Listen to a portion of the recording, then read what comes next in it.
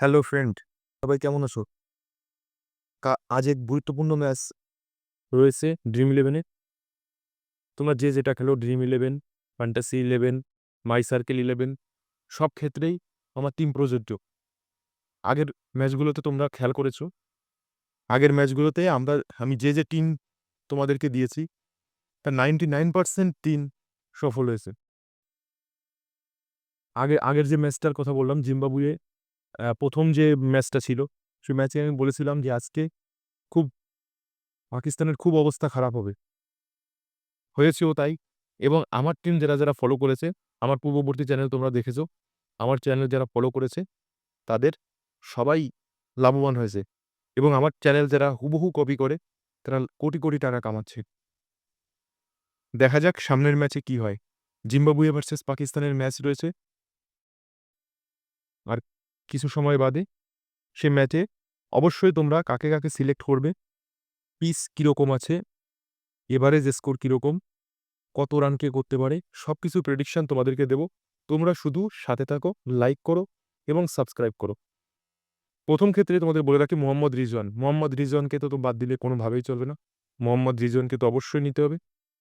আর টি মুরমুরানিকে নিতে পারো, কিন্তু কিছুটা রিস্ক নিয়ে। হুম? খুব এক ম্যাচেই ভালো করলো যে নেক্সট ম্যাচে ভালো করবে তার কোনো মানে নেই। টি মুরমুরানি আমার পক্ষে খুব সুবিধা ব্যাটসম্যান মনে হয় না। ক্র্যাগ ইরভাইন, এটা অবশ্যই নিতে হবে। জিম্বাবুয়ের top level batter. Saim Ayub, Saim আয়ুবকে নিতে পারো। একদিন রান করেনি কিন্তু নেক্সট দিন রান করে দেবে। অথবা আব্দুল্লাহ শফিক, যে কোনো একজনকে সিলেক্ট করবে। আমার মতে স্যাম আয়ুবই বেটার অপশন। স্যাম আয়ুবকে সিলেক্ট করবে। অলরাউন্ডারের ক্ষেত্রে সিকেন্দার রাজা। সিকেন্দার রাজা তো batsman, bowler, proper batsman, proper bowler বলা চলে। তো একে তো ক্যাপ্টেন সিলেকশন করা উচিত। সিন উইলিয়ামস, এ ব্যাটিংও করতে পারে, বোলিংও করতে পারে, একে তো অবশ্যই নিতে হবে। আগা সালমান, আব্দুল্লাহ জামাল, একে অবশ্যই নিতে হবে। যদি তোমরা কে গুলামকে নিতে চাও তাও নিতে পারো, কিন্তু কে গুলাম খুব ইফেক্টিভ হবে না। যেহেতু পিচ রয়েছে, বোলিং পিচ, পেস পেস বোলিংয়ের জন্য, সেক্ষেত্রে কে গুলামকে না নেওয়াই ভালো। হারিস রুফকে নিতে হবে। ব্লেসিং মুজারবানি, কিন আর নাগারবা, এ দুজনকে অবশ্যই সিলেক্ট করবে। এ দুজন জিম্বাবুয়ের top level bowling. Mohammad Hasnain, একে নিতে পারো, বা আকরাম। মোহাম্মদ হাসনাইনকে নেওয়াই বেটার আমার মনে হয়। তো এই হলো আজকের সিলেকশন। এবার দেখা যাক কাকে, সবথেকে বড় যেটা প্রশ্নটা, যে কাকে ক্যাপ্টেন করবে, কাকে ভাইস ক্যাপ্টেন করবে, সে প্রশ্নটার উত্তর এক্ষুনি দিয়ে দেবো এবং এটা 100% কাজ করবে। তোমরা টিম সিলেক্ট করে দেখো। আমার পূর্ববর্তী চ্যানেলে যাদের অভিজ্ঞতা আছে তারা তো অবশ্যই দেখেছো যে কীরকম প্রেডিকশন আমি দিই এবং 100% ওয়ার্ক করে।